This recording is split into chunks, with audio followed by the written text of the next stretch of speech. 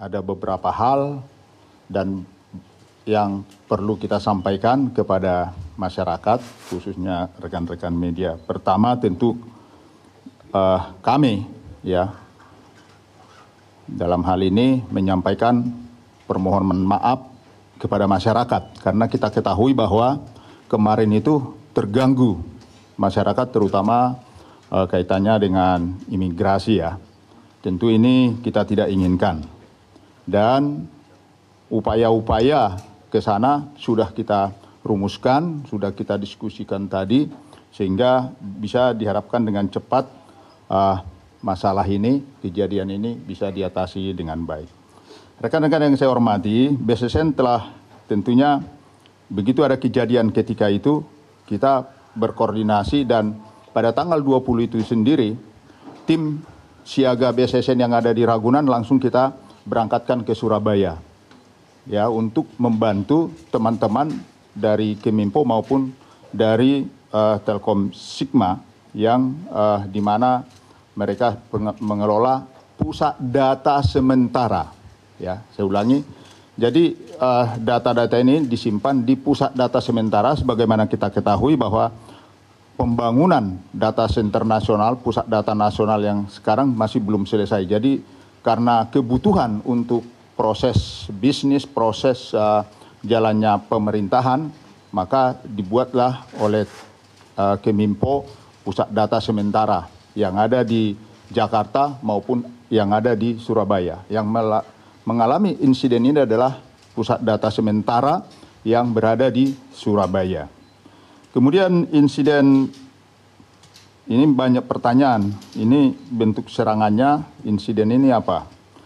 Perlu kami ketahui, kami sampaikan bahwa insiden pusat data sementara ini adalah serangan siber dalam bentuk ransomware dengan nama Brainkeeper Ransomware. Ransomware ini adalah pengembangan terbaru dari ransomware Lockbit 3.0.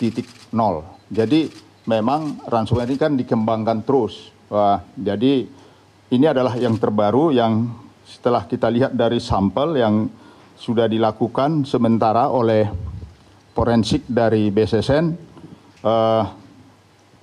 Tentu ini perlu kita ketahui supaya bisa mengantisipasi di tempat kejadian yang lain dan ini segera kita sampaikan juga kepada instansi ataupun teman-teman yang lain dan sekaligus sebagai lesson learned untuk kita untuk memitigasi kemungkinan bisa terjadi. Jadi ini pentingnya. Jadi ini sedang berproses, tapi kita sudah mengetahui jenis serangan ini.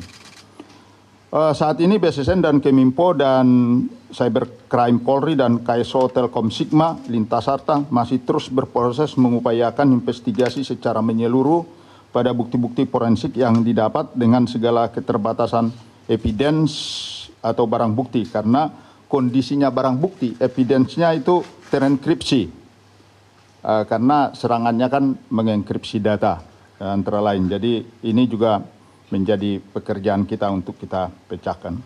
Kemudian kami laporkan kemajuan upaya-upaya yang telah dilakukan oleh pemerintah khususnya oleh imigrasi ya, Ditjen Imigrasi Senin pagi ini laporan terakhir dari imigrasi, layanan imigrasi yang terdampak sudah beroperasi dengan normal. Di antaranya layanan visa dan izin tinggal, layanan tempat pemeriksaan imigrasi TPI, layanan paspor, layanan visa on arrival, on boarding, layanan manajemen dokumen keimigrasian.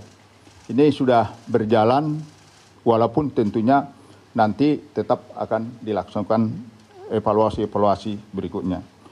Terkait dengan dugaan insiden pada INAPIS, Indonesia Automatic Fingerprint Identification System yang ada di Kepolisian Republik Indonesia. Saya kira ini juga teman-teman wartawan akan menanyakan.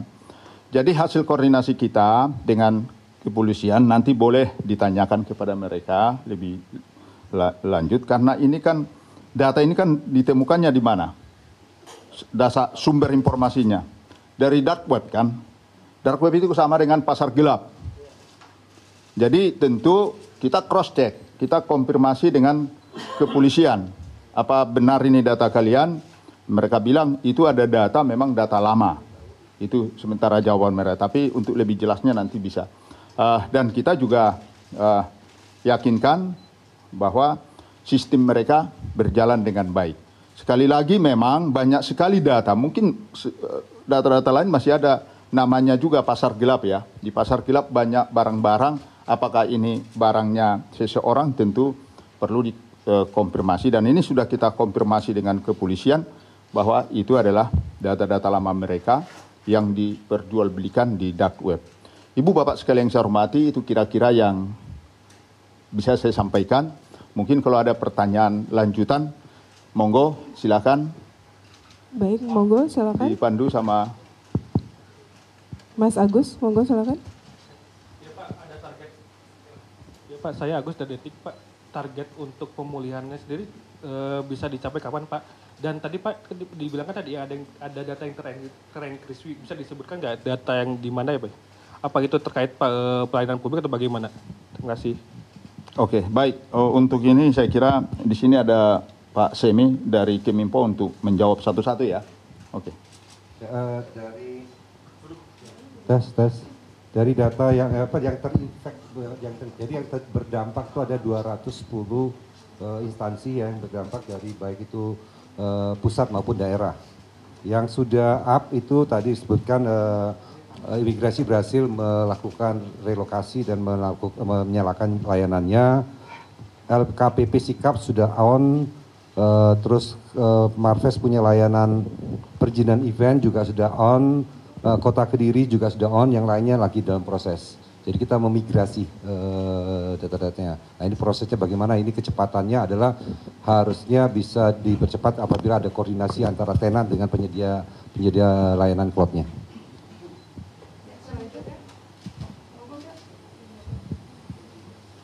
Selamat siang Pak, saya Ella dari Kontan. Punten Pak, kalau yang terdampak ini sendiri apakah sudah ada hitung-hitungan soal kerugiannya? Utamanya kan ini menyangkut pelayanan publik ya Pak. Itu saja, terima kasih.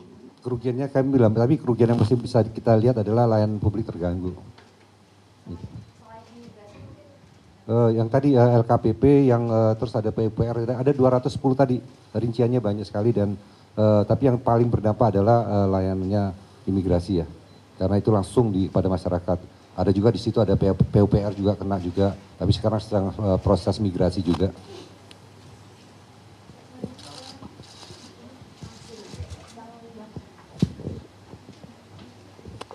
Pak izin Pak, saya Rahmadi dari Kumparan Pak. Untuk si pelaku yang melakukan serangan cyber ini apakah sudah teridentifikasi Pak? Terus untuk untuk si pelaku ini apakah meminta uang tebusan juga nggak Pak ke pihak Kemenkominfo Pak? Terus yang terus yang ketiga untuk jaminan keamanan data masyarakat yang ada di server PDN ini seperti apa Pak? Makasih. Nanti saya dijelaskan oleh Telkom, tapi yang pastinya mereka menyebut namanya tadi ya sudah dijelaskan Brainchipper, itunya variannya, itu adalah varian mutasi dari Lockbit 3.0 itu. Selanjutnya tentang keamanan, kita sudah berhasil melakukan karantina semua wilayah yang ada di terisolasi, yang wilayah yang terjangkit. Dari tentang berapa itu mungkin dari Telkom bisa menjelaskan, silakan Pak.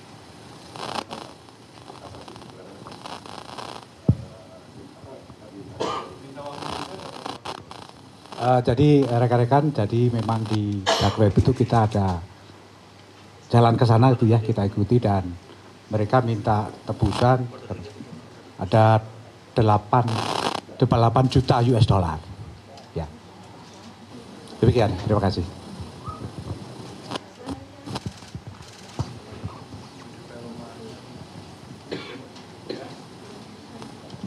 Izin Pak, saya Tria dari Kompas.com. Pak, tadi disebutkan ada data yang terenskripsi, kemudian juga ada tebusan. Nah, sejauh ini sebenarnya yang menjadi kendala utama dalam proses penanganan seperti apa sih Pak? Mengingat tadi udah ada koordinasi dengan Cybercrime Polri, kemudian juga BSSN dan Kominfo. Nah, sejauh ini yang menjadi kendala utama untuk penanganan ini dari sejak awal teridentifikasi, apa sih Pak yang menjadi kendala utama? Kemudian juga tadi disebutkan 8 juta itu untuk membuka enskripsi atau seperti apa ya Pak? Terima kasih.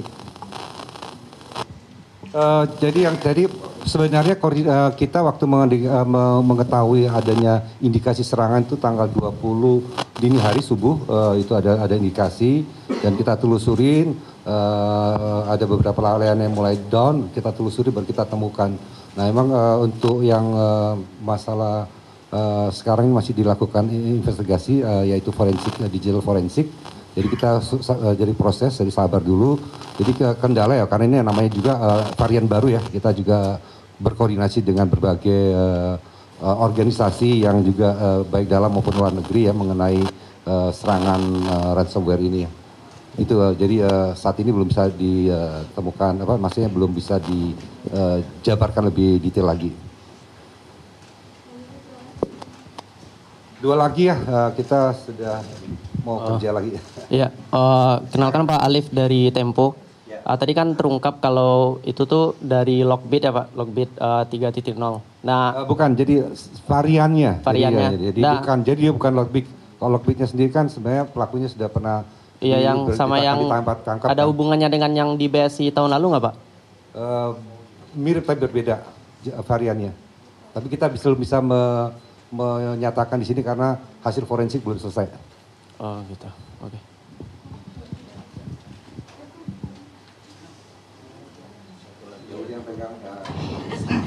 Selamat siang Pak, saya mau bertanya. Iya. Tadi dimention soal kebocoran di Inavis ya Pak, Polri. Ini tuh ada hubungannya juga dengan serangan siber yang ada di PDNS apa enggak Pak? Soalnya kan ininya berdekatan kejadiannya. Jadi intinya kan tadi itu kan isunya kan gitu. Isu ada diperjualbelikan di dark web kan gitu. Tentu kan tugas kita karena konfirmasi kepada si pemilik yang kemungkinan pemilik data kan gitu. Jawaban dari kepolisian, oh kami tidak ada kebocoran. Itu mungkin data-data lama. Jadi tidak ada juga kaitannya dengan kejadian ini. Sangat beda. Ya. Makasih. Ini dilakukan bersama karena mumpung ketemu wartawan, pasti kan ditanyain juga sama. Terakhir, silakan. Baik Pak, apakah gangguan ini tuh ada hubungannya juga dengan keterkaitan antara ditutupnya server Bandar Judi Online yang mungkin merasa terancam? Indikasi itu belum kelihatan ke sana. Jadi memang saat ini tim forensik lagi bekerja, jadi kita akan mendetailkan sampai ketemunya sejauh mana itu. Terima kasih. Oke ya, saya rasa cukup. Terima kasih sekali lagi. Oke. Udah. Baik, terima kasih teman-teman. Terima kasih. Terima kasih kepada Bapak Wamen, Kepala BSSN dan juga rekan-rekan yang sudah hadir. Satu-satu kan, itu migrasi satu-satu. Jadi itu yang kita. Ya Pak, saya bawa Pak. Pemirsa, kita simak kembali pernyataan dari Kepala BSSN Hinsa Siburian berkenaan dengan Pusat Data Nasional yang down. BSSN telah tentunya begitu ada kejadian ketika itu kita berkoordinasi dan pada tanggal 20 itu sendiri tim siaga BSSN yang ada di Ragunan langsung kita berangkatkan ke Surabaya ya untuk membantu teman-teman dari Keminfo maupun dari Telkom Sigma yang di mana mereka mengelola pusat data sementara ya, saya ulangi. Jadi data-data ini disimpan di pusat data sementara sebagaimana kita ketahui bahwa pembangunan data center nasional, pusat data nasional yang sekarang masih belum selesai. Jadi karena kebutuhan untuk proses bisnis, proses jalannya pemerintahan, maka dibuatlah oleh Keminfo pusat data sementara yang ada di Jakarta maupun yang ada di Surabaya. Yang mengalami insiden ini adalah pusat data sementara yang berada di Surabaya. Kemudian insiden ini banyak pertanyaan, ini bentuk serangannya, insiden ini apa? Perlu kami ketahui, kami sampaikan bahwa insiden pusat data sementara ini adalah serangan siber dalam bentuk ransomware dengan nama Brainkeeper Ransomware. Ransomware ini adalah pengembangan terbaru dari ransomware Lockbit 3.0. Jadi memang ransomware ini kan dikembangkan terus.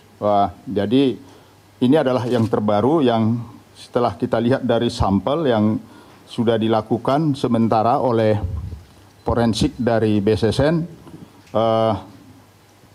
Tentu ini perlu kita ketahui supaya bisa mengantisipasi di tempat kejadian lain, dan ini segera kita sampaikan juga kepada instansi ataupun teman-teman yang lain, dan sekaligus sebagai lesson learned untuk kita untuk memitigasi kemungkinan bisa terjadi. Jadi ini pentingnya. Jadi ini sedang berproses, tapi kita sudah mengetahui jenis serangan ini.